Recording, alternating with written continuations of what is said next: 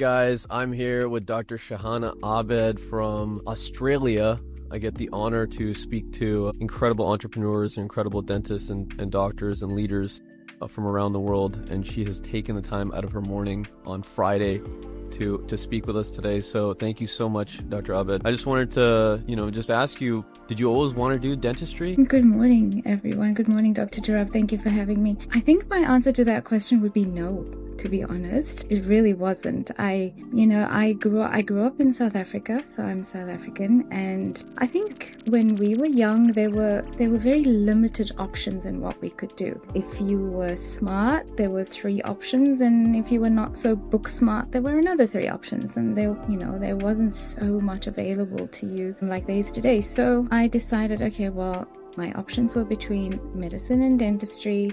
It was very callous of me the way I chose at the time.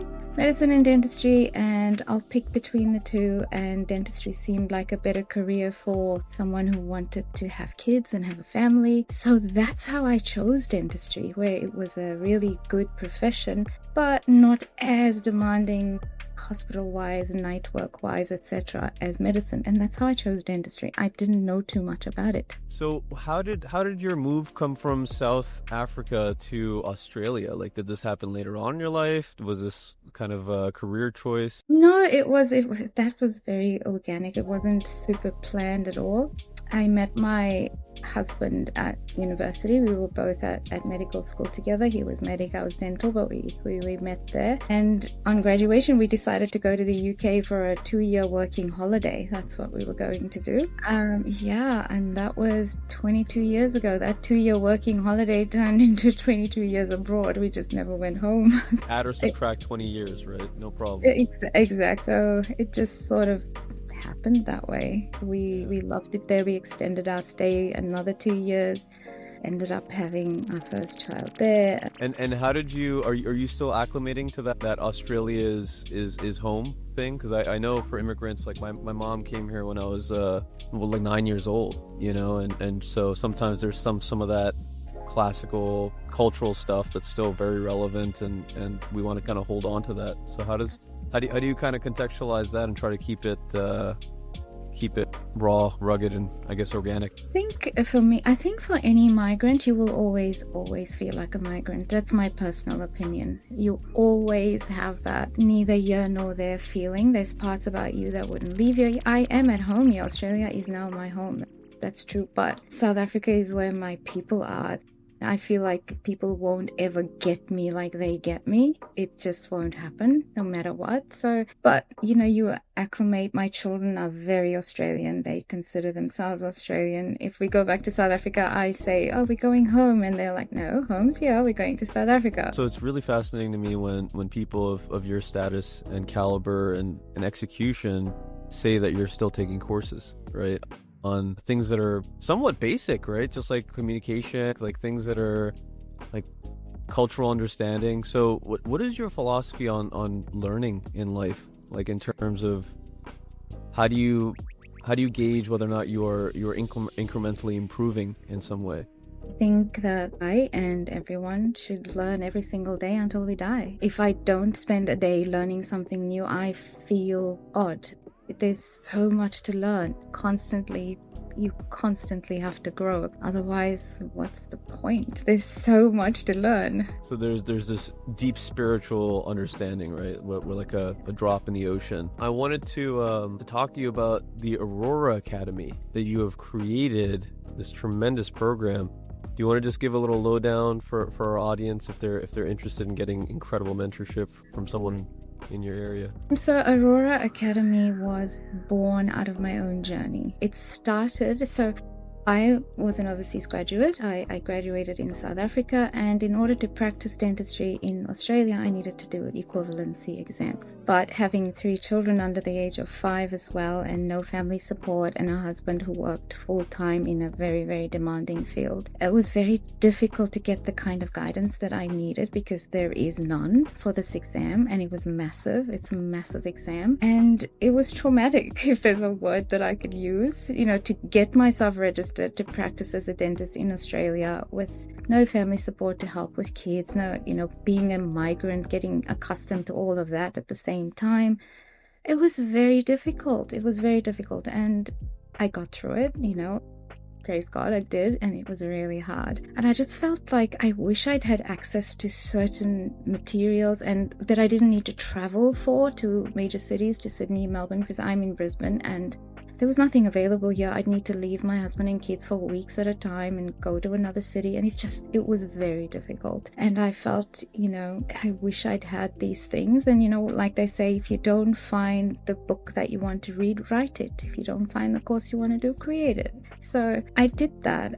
It was very organic. I had a few friends tell me, oh, you passed, and this exam is notoriously difficult. So it is a very low pass rate because, there's too many dentists already in the country. So it is very, very difficult to get through. What are your thoughts on how education could maybe teach, these professionals to communicate better and to connect deeper with themselves? Do you think it's even feasible in the systems that have been established or are established, or is it like the paradigm shift has to be towards individual mentorship?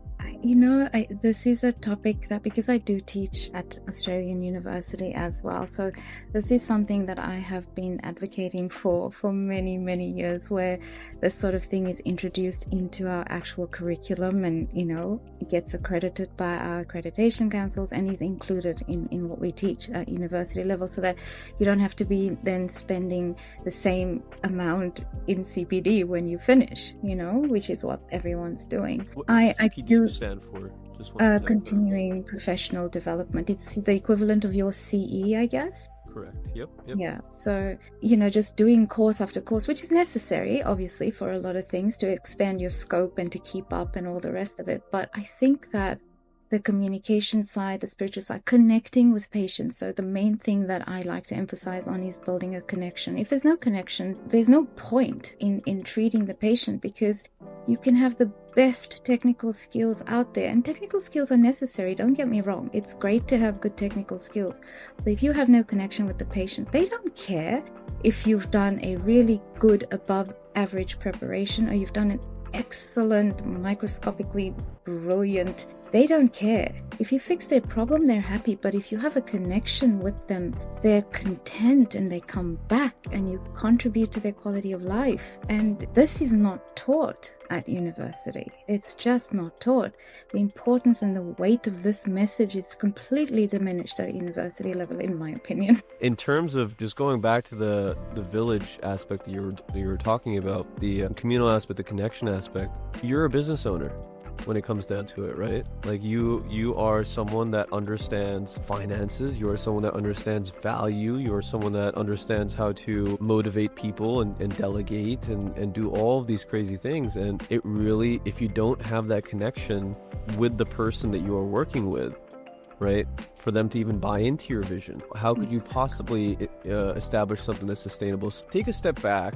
And if you could, what is your philosophy on leading? Because the thing that I thought to myself in school was, gosh, we're some of the most educated people on the planet. Literally, we've spent years and years learning technical skills, learning hopefully how to communicate. But so few of us actually graduate believing that we have a responsibility to be leaders. So it's this kind of like innate thing. What's your philosophy on trying to increase that in your life or utilize that to make whatever impact you want? I think, and this is a philosophy that I tell everyone I come into contact with, is that you empower the people you lead to be better than you in all ways. That's my goal. Anyone that I deal with in my day, whether it's my staff in clinic, whether it's the students I mentor, whether it's my children, the goal is always the same. How do I empower them to be better than me and to not need me anymore? So essentially, true humility to know that we are replaceable,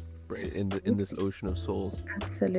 Absolutely replaceable within a second. I think for me that comes in when you understand that no growth happens in a comfort zone, none. So it depends on what comfort zone is like to you and where you need your growth. But we've done this for our children since they were little, is because it's always you caught up between that. You want to provide them with everything and give them everything and make them make life easy for them and give them everything you didn't have. But then their dad always says, but if they don't have the same struggles that I had. How will they have the same hunger? They won't get anywhere, you know? So we have to simulate these challenges, like you say, the chaos. We have to simulate chaos so that they learn resilience without actually throwing them to the wolves genuinely, you know? And it's all about simulating conditions for yourself that build resilience. So for you as an adult dentist who, let's say that, you know, you're in a comfort zone, things are coming relatively easy, there's no chaos at the moment, create chaos. So what is it that you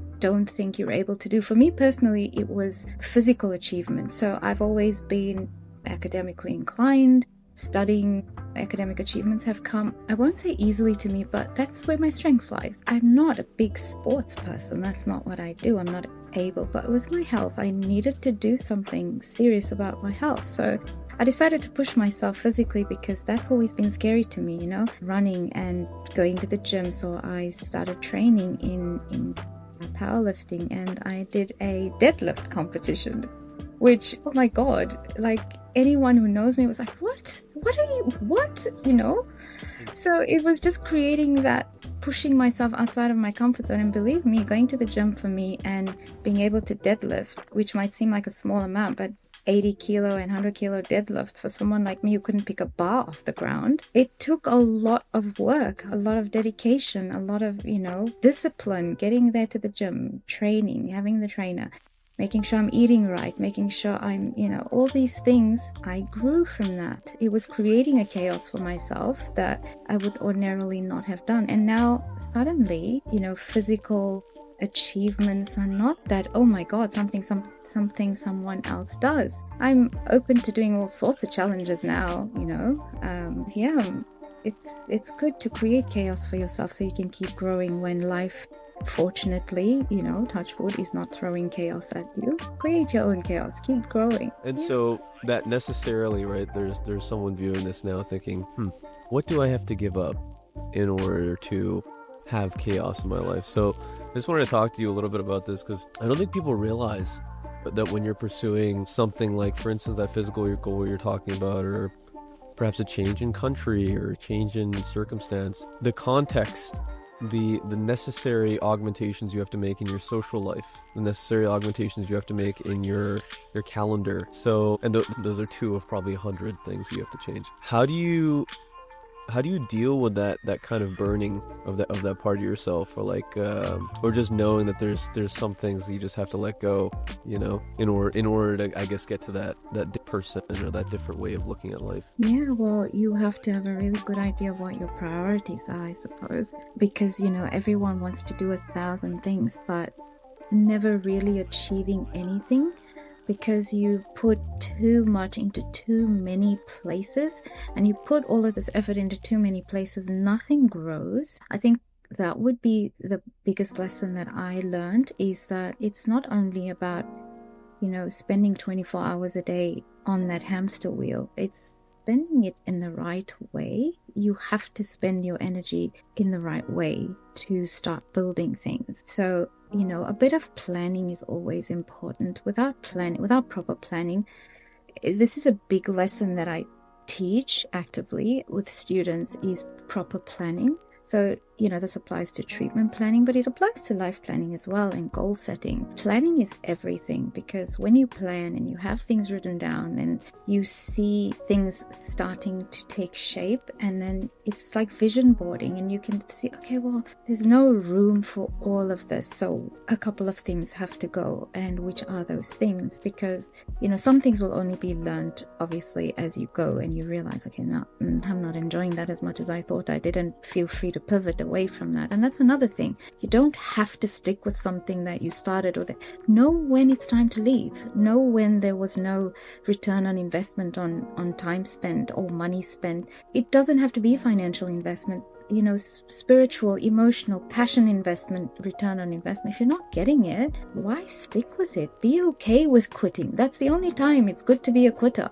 It's okay to pivot a little bit if it's not what it was, what you intended it to be. And But you got to start somewhere. You have to start You have to start something in order to quit it. Exactly. You have to start.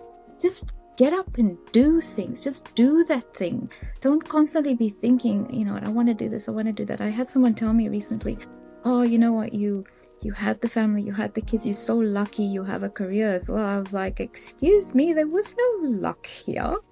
You're looking at 10 years of being a stay-at-home mom with 3 children under the age of 5, all of them within 5 years, when they slept at 7 o'clock at night, and then spending time, with my husband, cleaning up my house, planning for the next day.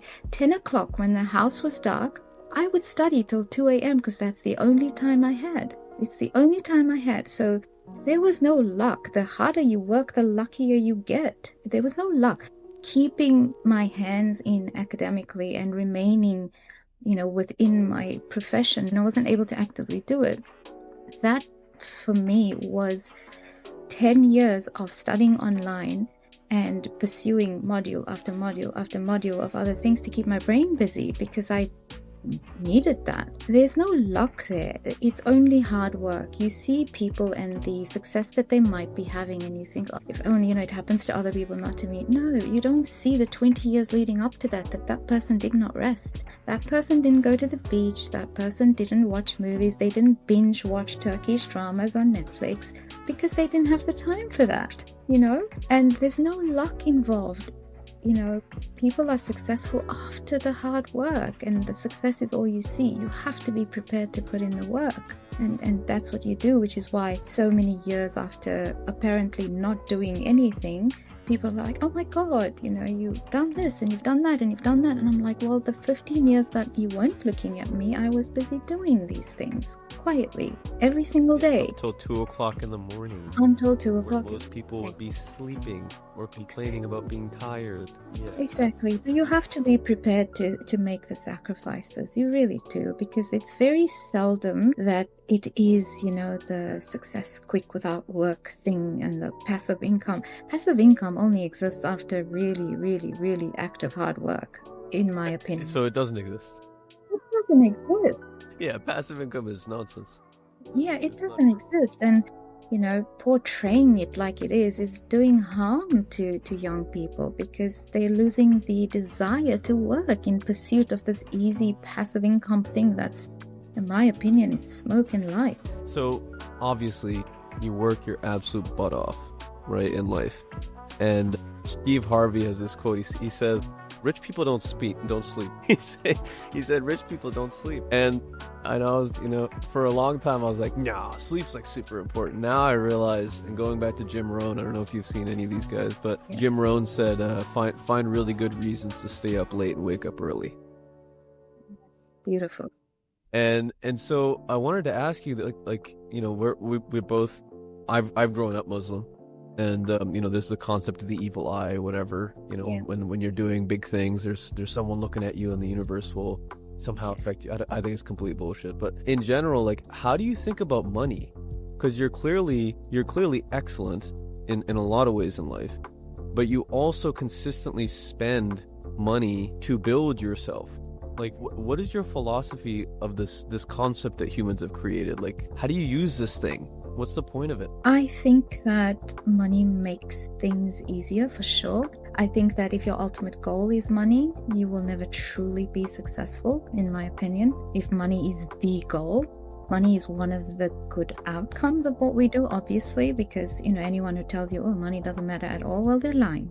Obviously it matters, but it can't be the only thing, because in the pursuit is where the joy is. I always say the joy comes from the pursuit. So you have to detach from the outcome. And if money is the outcome, then there's no real passion involved. There's nothing left. I feel like it disappears. Money is good in that my kid's dad has told me, someday, Shahana, we will see a little bit of profit from what you do, because every single thing that I make at that, he's like, some of us need to actually pay the bills, and others are able to use their money in ways that he can't even identify. It's just gone the next day, because I use all of it to reinvest in more growth. Thank you so much, Dr. Abed. I do want to ask you one other question, because I'm always curious about sustainability. I wanted to be an ecologist when I was coming out of school. I love the idea of things working together. How do you think about making Aurora sustainable, right? Like how have you thought about what is your strategy on making that legacy last? Yeah, so Aurora, my goal has been to automate Aurora. So I say there's no such thing as passive income, but I've aimed to make Aurora as passive as possible, only in the fact that I need to take myself out of the equation at some point. It can't depend on me for it to last, like you say. So I train people, of course, all the time, but I record my courses. They're available on the platform. It's Aurora on Demand, as I call it. And it takes me out of the equation more and more and more. So the process is automated. You know, everything that they would normally get from me live on Zoom or whatever, I now record and automate. So not only do you not have to travel for the courses, but you don't have to sign on at a certain time either. It's on demand. You go and you do it when you want. If you would like to have live access to me once a week, you know, I am available online. Anyone can hop on, ask as many questions as you want. I'm yours. So there is the support, and I'll make sure that there's always support in the people that I train. There's always support. But ultimately, Aurora functions now. The business model, should I say, is for it to function without me. There's no time for money exchange there. I give my time 24 hours a day creating the content that needs to be put up there. But then it's there and you can access it whenever you want, and you have access to it as long as you want. And it takes me out of that live one-on-one equation because I have things to do as well, you know? But you've dumped your soul into this. So anyone can watch it for generations, right? I think that's missed. I think that's missed by the young people these days. They're consuming this content but not realizing the repository of human knowledge that's available to them. So again, thank you so much for spending the time to talk to me. It is an honor to connect to a soul of your caliber.